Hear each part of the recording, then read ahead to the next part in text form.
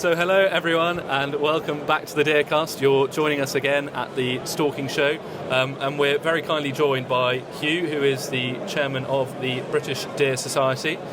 And we very kindly had one of Hugh's colleagues, Nick Rout, on, what would have been, sort of 3 or 4 months ago, something like that, to give us a bit of a sort of background, and he actually gave us a really good talk through the new British Wild Venison Quality Assurance Scheme, which was really interesting. But we just wanted to sort of have a chat to you today about the BDS and what you do, and you know what you want to sort of talk about here and push to everyone at the Deer Society. Well, brilliant. Well, good morning, guys. Thank you very much for having me on. What would I like to talk about? Well, I mean, where are we as a charity looking to go? Yeah. I think, you know, when you look around the Stalking show and you look at us as a membership organisation, what do we need to do to massively grow our membership? Because we need to do that. You know, we've got about 5,500 members, and I think how many people come through the doors over the 2 days is 15,000? 15,000, I think, yeah. over the 2 days, yeah. You know, and the question is, what do we need to do to make everyone sit there and think to themselves, we need to be a member of the British Deer Society because of what they're doing, and what we are aiming to do in terms of getting deer better understood across all levels of society, and that's from government through to, you know, just people who live in an urban environment. How do we get them to appreciate this iconic species of the UK that we all sitting around this table love, but I think to a large number of people go relatively unnoticed. But equally, we are starting to hear more and more. But unfortunately, where I think the uninitiated are hearing about it, it's always in the reference of deer are bad. And what we want to do is educate people more broadly on deer, the role they play in our landscape, the importance of them.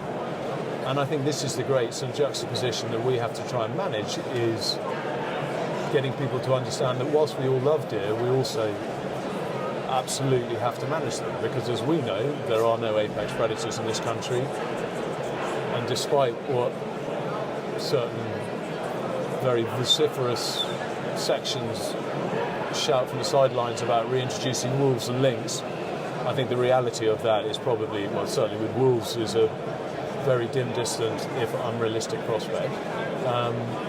So we're here as people, we have to manage deer, and it's trying to get people to understand that you can do that and still love an animal species, and then getting people to actually, and I think this is the really important bit, and it's what we as the British Deer Society have been spending quite a lot of time doing, engaging with government, is, you know, they are fixated on,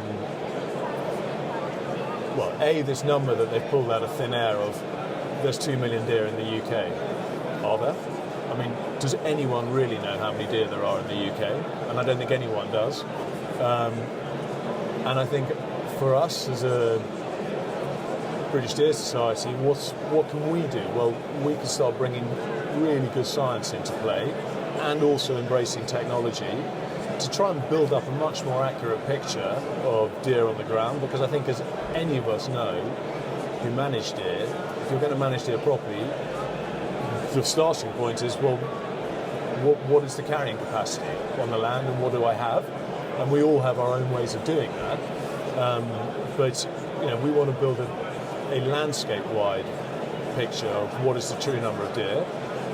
But even if we do that, and it gives us an idea of how many deer do we need to cull every year, then what? Because what is absolutely clear is that if we don't get venison being consumed more widely here in this country, and I think all of us would sit here going, why are more people not eating deer? And I think there's such a long list of reasons as to why people aren't eating more venison. But I think one of the roles we want to get government to understand is that if we are going to meet increased deer cull targets, that isn't going to happen unless we build a much bigger sustainable venison market here in the UK. And so that's quite a challenging role for the British Deer Society in terms of both. It seems you've sort of almost got two memberships to try and please, in terms of you've actually got the kind of the British Deer Society members who are deer stalkers and are providing a service to them, but it's equally trying to provide a service in some ways to the greater public in terms of that education piece. And so how does that split form in your mind, in terms of you trying to focus on actually educating the public because that's a greater ultimate benefit to the members, or is it trying to provide a service to the members and at the same time do a little bit of education for the public? I think it's really important that, what is the lifeblood of the British Deer Society is our membership. And what can we do to continue to engage with our membership and offer them a whole myriad of whether it's training or opportunities.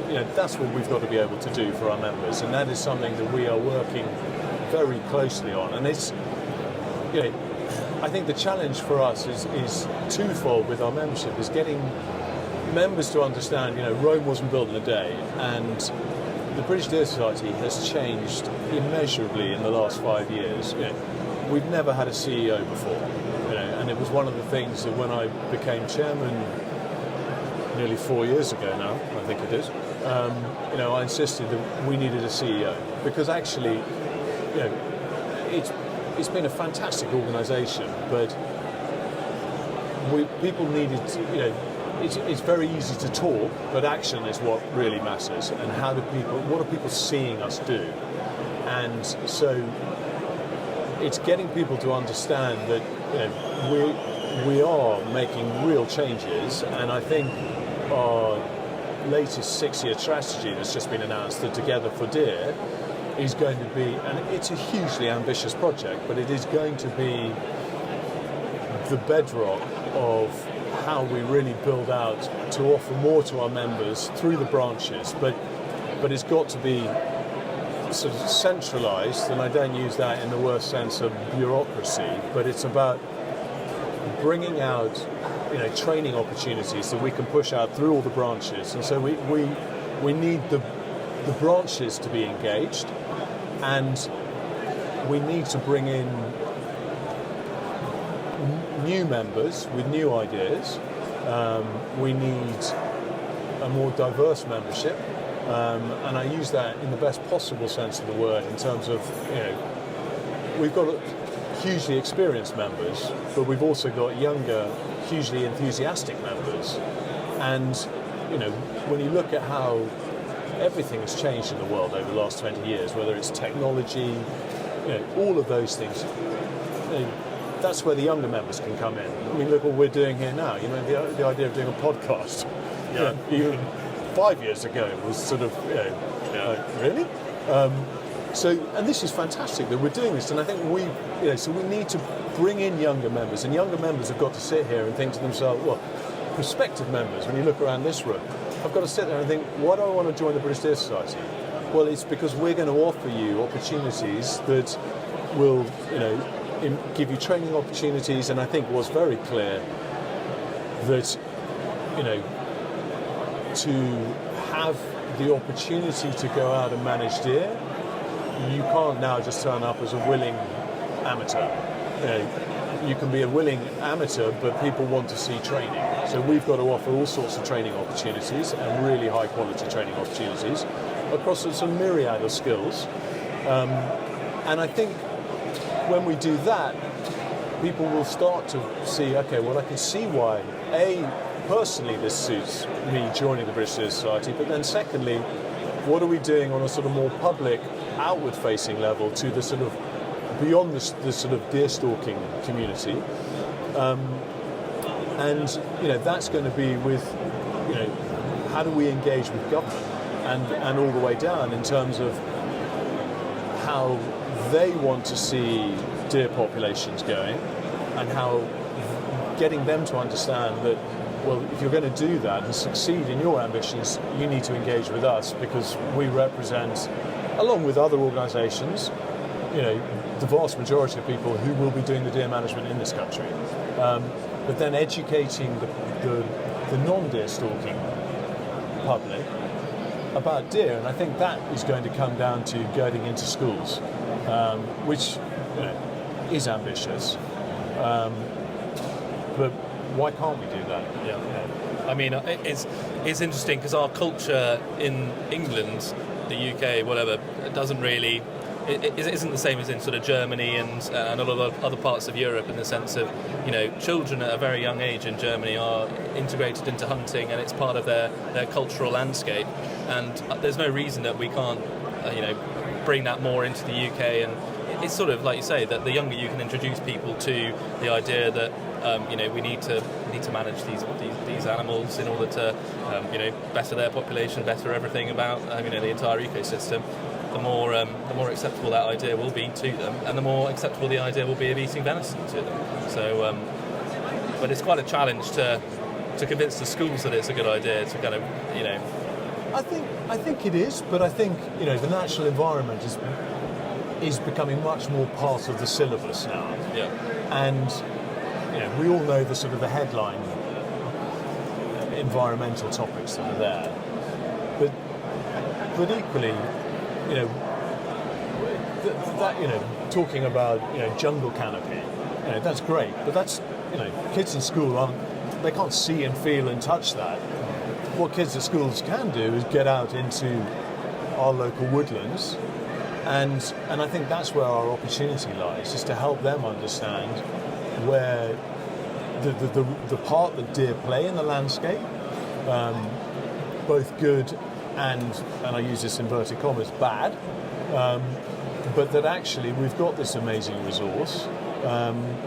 Let's understand it and ultimately enjoy the byproduct of managing deer, which is what we can eat. And I think that the challenge with venison is that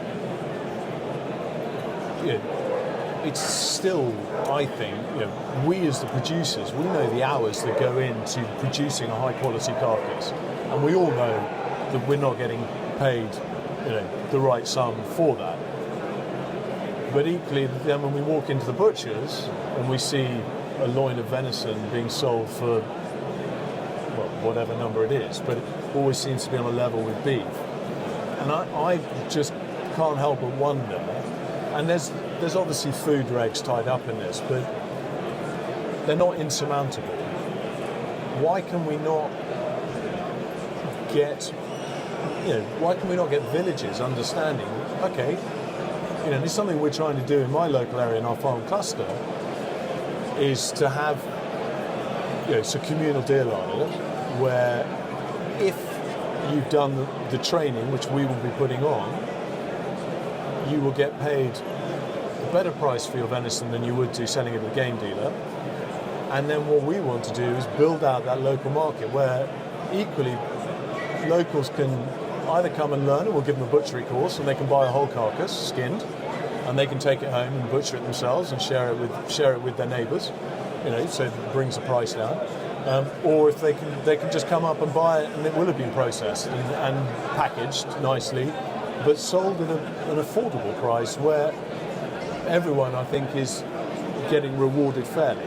Because at the moment, we all love being out there, and we love deer, and we love everything that goes into managing deer. But the one thing we aren't getting is financial reward for it. And I think there's also, a misunderstanding at, the way the deer management grants are paid.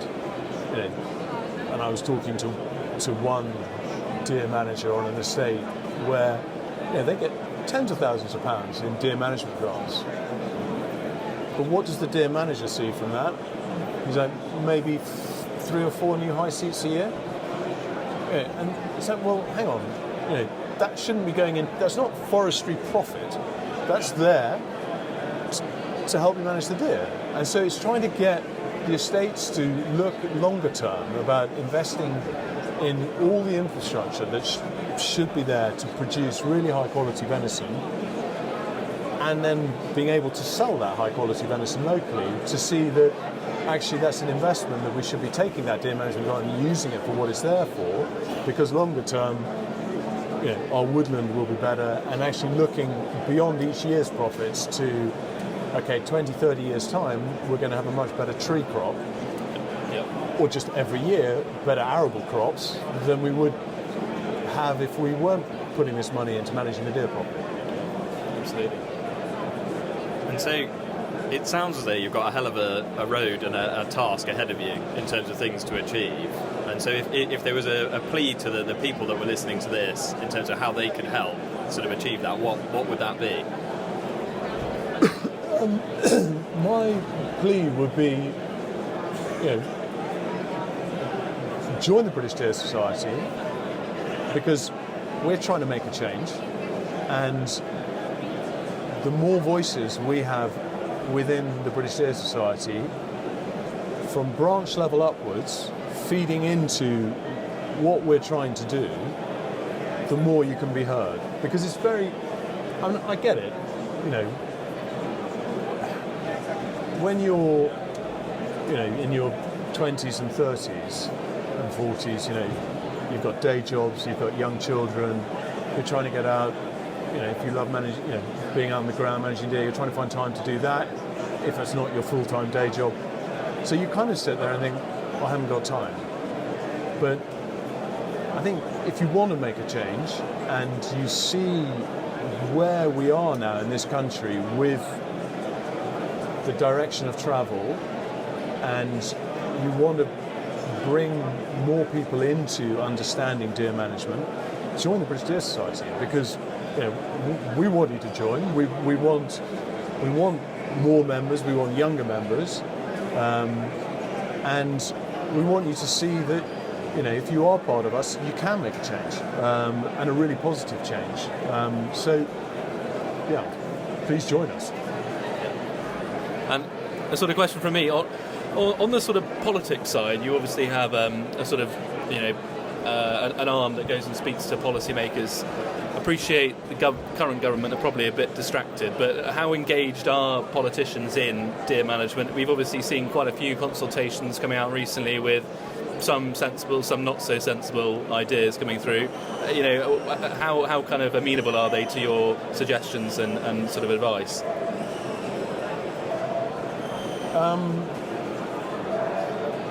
Had a few meetings with ministers.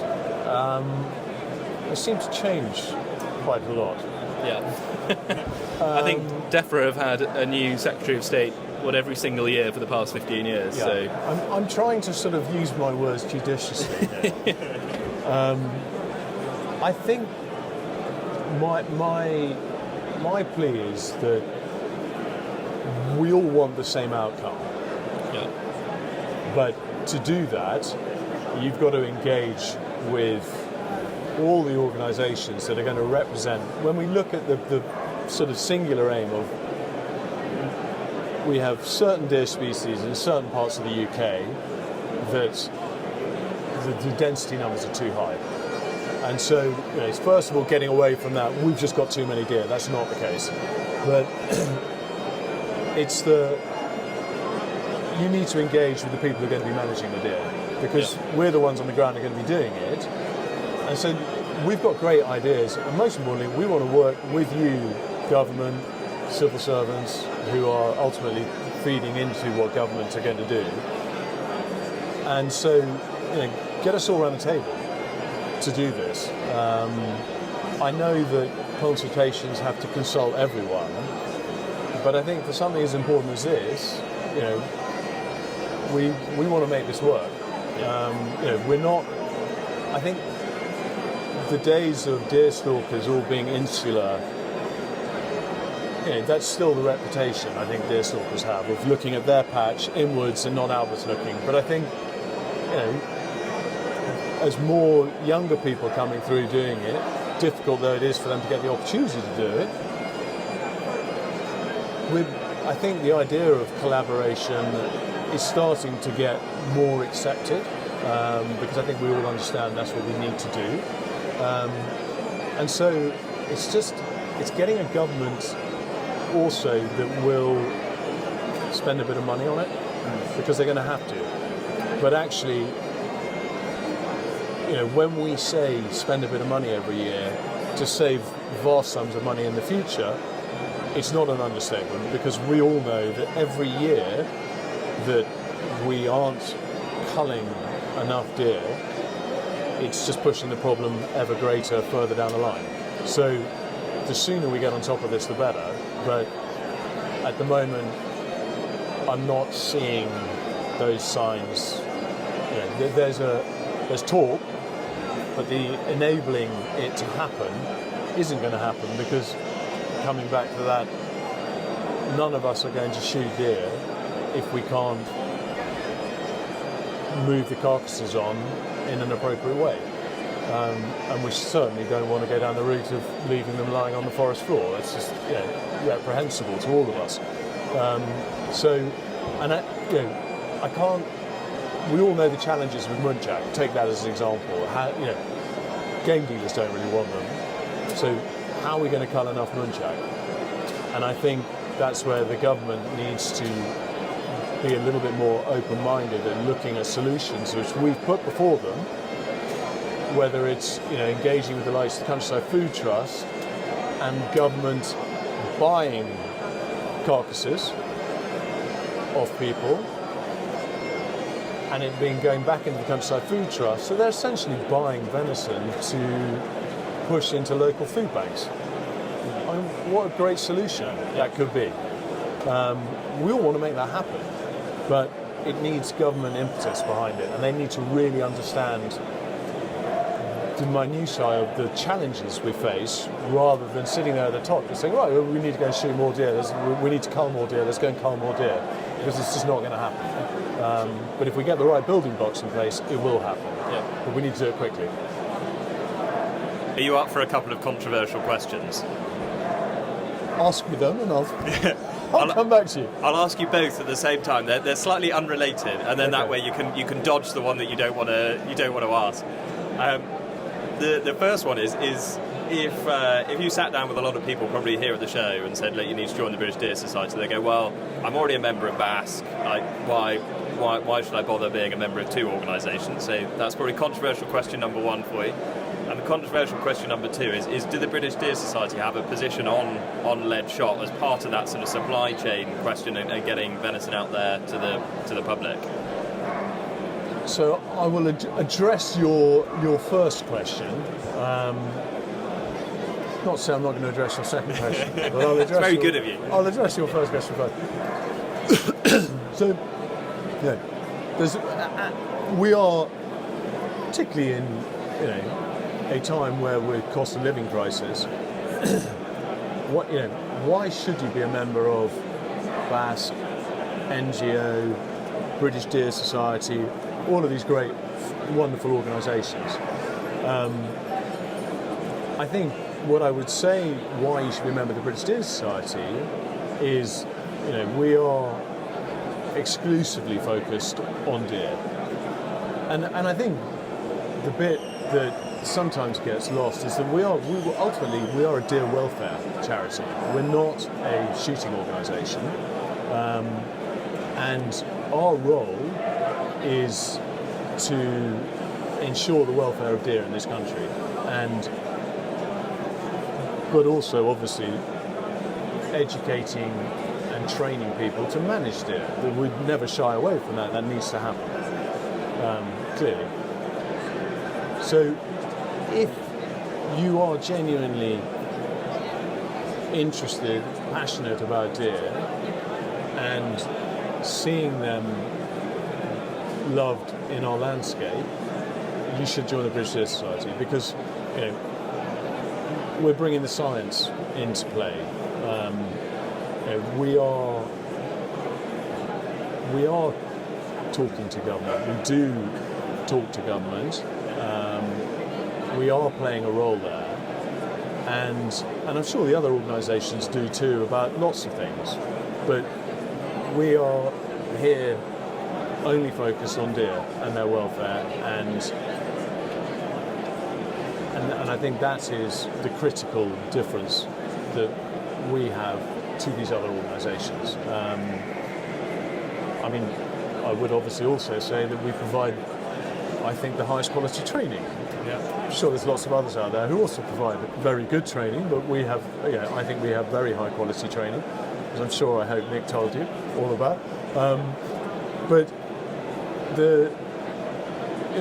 I think if you're here at the Stalking Show, you're here because you have an interest in deer and a love of deer. And I think that we as a British Deer Society will only become more and more visible. And I think perhaps in the past we just didn't have the ability to be seen and more visible, and I think people question that. And and I think one of our challenges that we faced is when you couldn't. Well, we can still provide insurance, but not. It's through a different organisation. We can provide insurance, but through a different organisation, and we did lose members for that. And people didn't understand why we weren't providing insurance, and the simple reason was that when we came to renew, the premium was so high that it was just completely unaffordable. And so we simply couldn't do it. So we didn't have, because I think partly because we didn't have enough members to make it affordable. And so I understand that. People sit there and go, well, you don't do insurance, and that's really why I join other organisations, because I want the insurance, which I understand, but you can buy insurance through us, and it won't make us, if you buy the insurance on top, it won't make us any more expensive than joining those other organisations. So, but I think we lost some ground there. But I would hope, first and foremost, why you join the British Deer Society is because of the role that we are playing and will continue to play in defending deer in our landscape, and educating people about that. So that's why you should join. And now coming on to the slightly more thorny question of our position on lead shot. Which I thought you might have quickly sort of jumped out of the high seat or dodged the question on, but you locked the door. I can't get out. You're very gallantly going to answer it. Well, I don't. At the moment, I think until we are. I mean, there is a policy paper in the making. But I think that it's not. I don't think it's, and I'm sure many of our members would disagree on this. But unless there is very real welfare issue around non-lead shot, and until there is science to say that there is,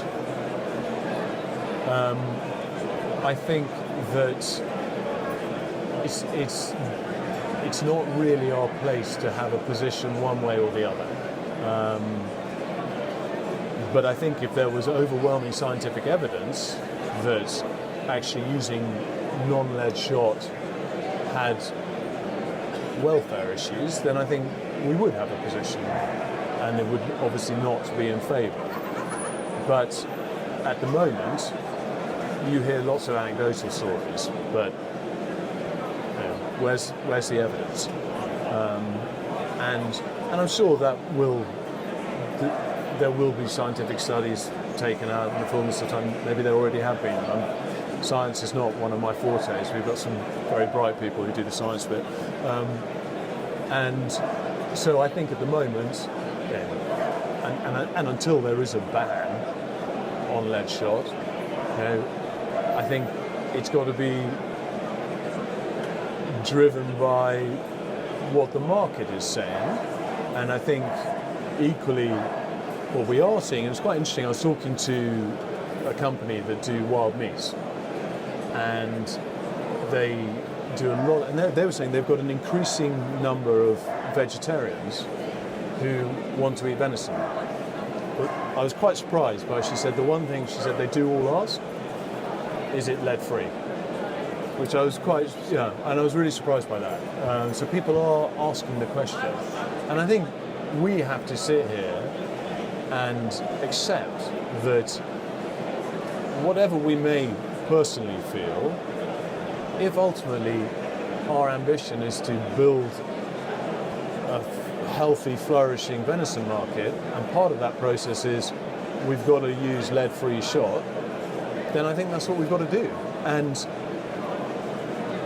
I think we need to see a much greater supply and choice of ammunition, and that will come. Unfortunately, we, the UK, are such a small market for these ammunition manufacturers that we seem to always get the bin ends, and kind of good luck. And so it's very difficult. It's much harder for us to do. But I think the technology's there, and I've used lead-free.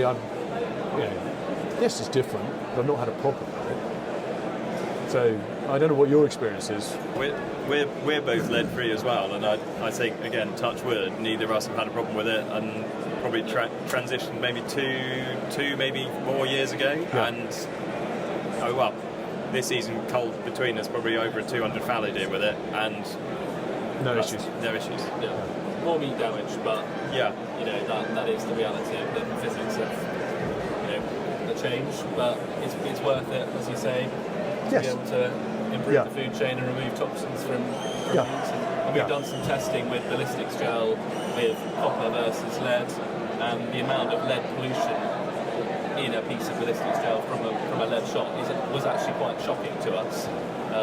And I think that's the bit people don't realise. Those little tiny fractions, minuscule bits of lead, but they get out there. It comes up in your body, and that's not good for anyone. Right. So I think we have to. I think that to me is. So this is not me stating official BDS position, but my personal view is that if the demand is that we use lead-free, then we should. If that's going to help, and I know that's all part of the Wild Venison Quality Assurance Scheme, is using lead-free, and I think we need to do that. Yeah. I think the other thing that is not really spoken about much is the impact on the wider biodiversity of using lead ammunition, because where we are, at least, we're in the Chiltern Hills. You get a lot of red kites, and if I shoot a deer and I gralloch it and I leave that out in the field, the red kites will have eaten that within about an hour. And if you're using lead ammunition, you can imagine the build-up within a kite's body over the course of its life of lead. And I'm sure it won't be long until we start seeing impacts from particularly game shooting on sort of other mammals in terms of the accumulation of lead. I completely agree, and I think you're seeing it in it undermines all of our arguments around the environment, the conservation benefits of whether it's shooting, stalking, whatever it is. It's very hard to do that if you're also chucking out tons of lead. So I'm conscious you're a very busy man, and we've kept you for quite a long time, and your son's probably sort of wandering around the show, wondering where his dad's left him. But I'm going to push my luck and ask one last question, and I promise it's not a controversial one, so you'll hopefully get off easy. Is that you said something which was quite interesting, which is that the British Deer Society is a deer welfare charity or organisation, not a shooting organisation, and I just wonder actually whether that therefore offers you quite a big opportunity moving forwards in terms of the education of the public and engagement with ministers, because actually rather than coming in and saying we're an organisation that wants to promote the shooting of deer, come in and say actually we're a deer welfare organisation, but we think the culling of deer is necessary because of X, Y, Z, and actually that's quite a clever position to be in, which I imagine is no accident. I'm delighted you picked up on that, because that is exactly that. I think that is our opportunity, because we're coming at it from a completely different angle, and it's not, and that is a genuine approach.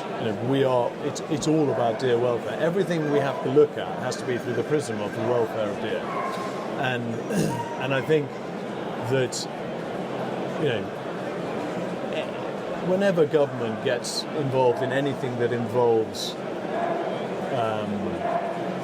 management of wild animal species, they have to move forward very sensitively. Now,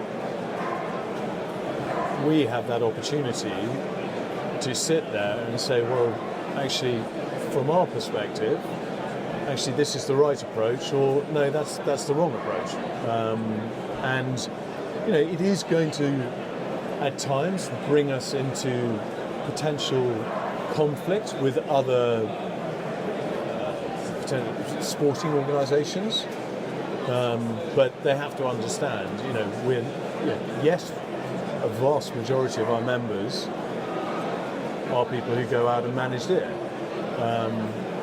but first and foremost, we look at everything through that lens, and so it gives us a very different chair to bring to the table than we're a shooting organisation, and so it's just getting people to understand that. But that's also the opportunity that we have, that we are really making the most of, which is why we need people to really continue to support us.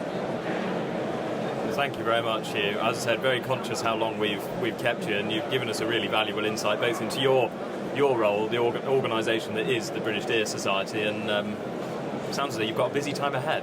We've got a very busy time ahead, and I think it's going to be, well, it's only going to get busier, but it's exciting, and I think it's important. We've got to be ambitious, and if we've got ambitious goals and aims, we can achieve them, particularly if we're getting more people supporting us. So I think it's a really exciting time for us as a charity, and it's going to be some hard work, but we'll do it. So anyway, thank you both very much for having me on. Thank you for coming. Lovely to chat with you.